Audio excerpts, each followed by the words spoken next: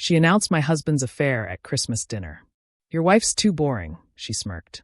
I smiled and handed her an envelope. My sister-in-law Diana stood up during Christmas dinner, tapping her wine glass with her sterling silver knife.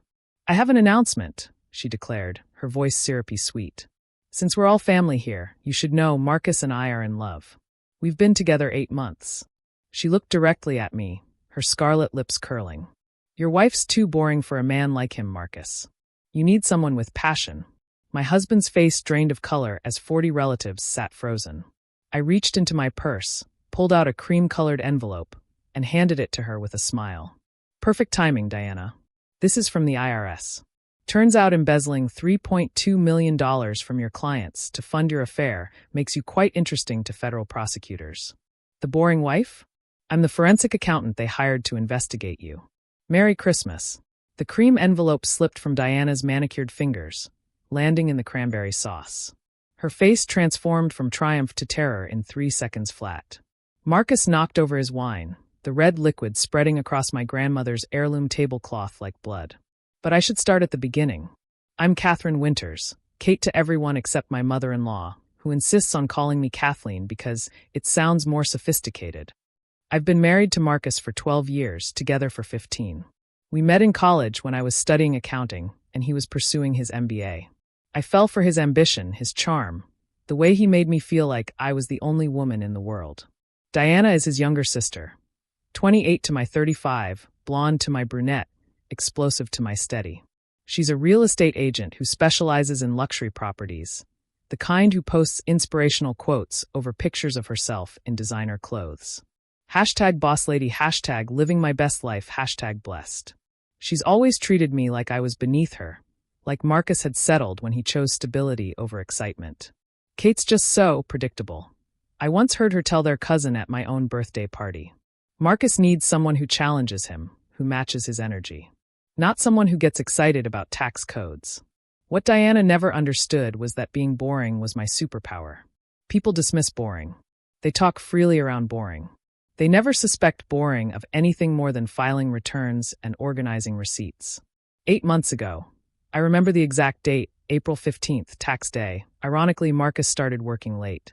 The classic signs were all there. New cologne, unexplained charges, sudden interest in the gym, phone always face down. But I didn't confront him. Instead, I started documenting. The first real evidence came from our joint credit card statement. A charge for La Bernardine, $8.47. I'd been home that night eating leftover Chinese. He'd said he was at a client dinner, but the receipt was for 2. Then came the weekend conferences that no one else from his firm attended, the mysterious flowers delivered to an address I didn't recognize, the second phone I found hidden in his car. I'm an analyst by nature. I build cases, follow money trails, find patterns. So I did what I do best, I investigated. The address where the flowers were delivered? Diana's new apartment, the one she'd bought 6 months after her divorce, the one Marcus had co-signed for because family helps family. But the affair, as much as it shattered my heart, wasn't the interesting part. The interesting part was how they were funding their romance. Diana's real estate business had been struggling. High-end properties weren't moving, and her lifestyle requirements hadn't adjusted to match her income. But suddenly she was flush, new Mercedes, trips to Cabo, a $15,000 Hermes bag. Where was the money coming from? That's when I started looking into her business accounts. As a forensic accountant, I have certain tools, certain access, certain connections. What I found made my husband's infidelity look like a parking violation. Diana had been taking deposits from clients for properties that didn't exist or that she didn't have the rights to sell. She'd show them legitimate houses, take their earnest money, usually $50,000 to $100,000 for the properties she dealt with, then claim the deals fell through. She'd offer to find them something else, string them along, then eventually stop returning calls. Most were too embarrassed to pursue it, writing it off as a bad investment. But Diana got greedy. She started targeting elderly clients, convincing them to wire their entire life savings for investment properties. Mrs. Chun, 82, had given her $400,000. Mr. 77 had transferred $600,000. The list went on. And Marcus? He wasn't just sleeping with her. He was helping her launder the money through his consulting firm, billing fake services, creating shell companies. Every romantic dinner, every weekend getaway, every piece of jewelry he bought her. Paid for with stolen money from retirees who'd trusted Diana with their futures. I spent 3 months building the case. Screenshots, bank records, emails, text messages. I even recorded Diana bragging to her friend about how stupid these old people are, and how Marcus was finally living up to his potential. That recording alone would have been enough, but I wanted to be thorough. 2 weeks before Christmas, I walked into the FBI field office with 5 boxes of evidence. They were very interested. Turns out, Diana was already on their radar for suspicious activity reports from banks. My evidence was exactly what they needed. "We'll need you to continue acting normally," Agent Sarah Martinez told me. "Can you do that? Pretend you don't know about the affair or the crimes." "I've been pretending to be boring my whole life," I replied. "What's 2 more weeks?" The warrant was signed on December 23rd. The arrests were planned for December 26th. But I had something special planned for Christmas dinner. The Winters family Christmas was held at Marcus's parents' house, a sprawling colonial in Westchester.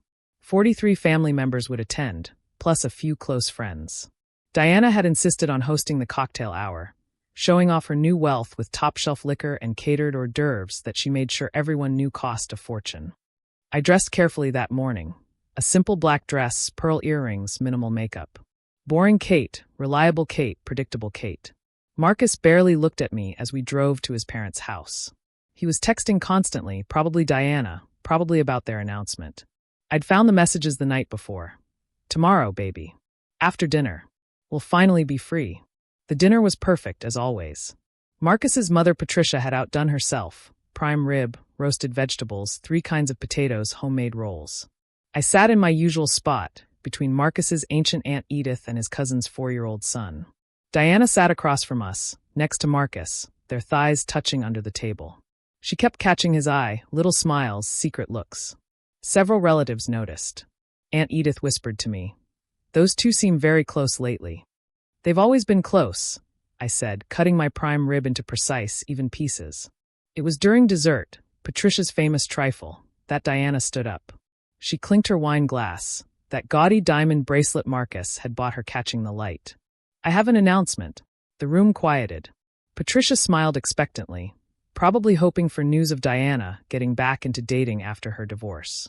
"Since we're all family here, you should know, Marcus and I are in love. We've been together 8 months. The silence was absolute. Forks suspended midair. Coffee cups frozen at lips. Patricia's face went white. Marcus's father dropped his brandy. Diana looked directly at me, triumph radiating from every pore.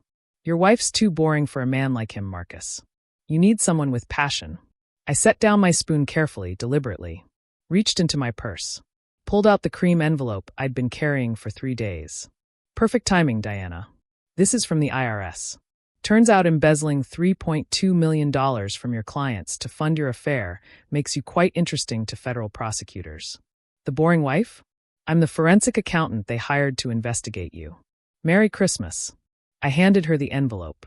Inside was a copy of the warrant and a USB drive containing every piece of evidence I'd collected. The FBI had approved it. They wanted her to know exactly how thoroughly she'd been caught. Diana's hands shook as she opened it. Her eyes scanned the first page, a list of every client she'd defrauded, every dollar she'd stolen, every crime she'd committed. This is impossible," she stammered. "You can't. Marcus." Marcus stood up, his chair falling backward. "Kate, what have you done?" "My job," I said simply. "The FBI will be here tomorrow morning at 9 a.m. They suggested you both enjoy your last Christmas as free people." Patricia finally found her voice. "Someone explain what's happening." "Your daughter," I said, standing and smoothing my dress, "has been stealing from elderly clients. Your son has been helping her hide the money. They've been using it to fund their affair, the trips, the gifts, this entire charade."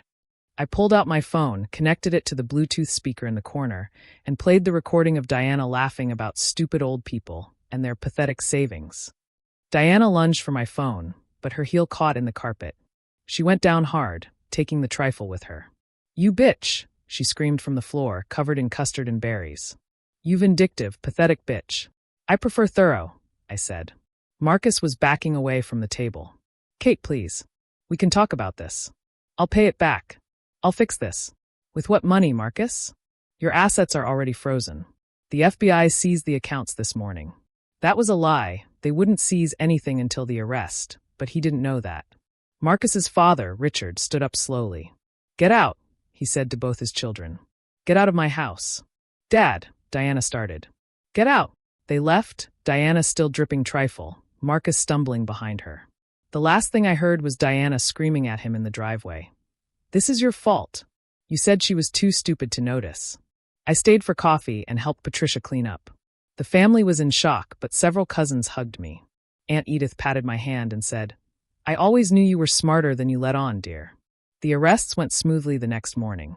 Diana got 7 years for wire fraud, money laundering, and elder abuse. Marcus got 5 years as an accomplice. They had to pay full restitution to all the victims, plus fines that bankrupted them both. During the divorce proceedings, I got everything. The house, the investments, even his precious vintage car collection. New York is not kind to cheating spouses who also happen to be criminals. Mrs. Chen sent me flowers when she got her money back. Mr. wrote me a letter in shaky handwriting, thanking me for being his angel. The other victims formed a support group, and I attended every meeting. Diana's real estate license was permanently revoked. Marcus was disbarred from ever working in finance again. Last I heard, Diana was working at a mall kiosk selling phone cases, and Marcus was bartending at an airport hotel. Patricia still invites me for Christmas dinner. I bring the trifle now, my own recipe, less sweet than hers but more complex. She says it's better than her original. You were never boring, dear, she told me last Christmas. You were patient. There's a difference. She was right. Boring people don't bring down criminal enterprises. They don't protect elderly victims. They don't serve justice with Christmas dessert. I kept the recording of Diana calling me boring. Sometimes, when I'm working on a particularly complex case for the FBI, they hired me full-time after the Diana investigation. I play it for motivation. Boring? Maybe. But it's the boring ones you should watch out for. We're the ones taking notes.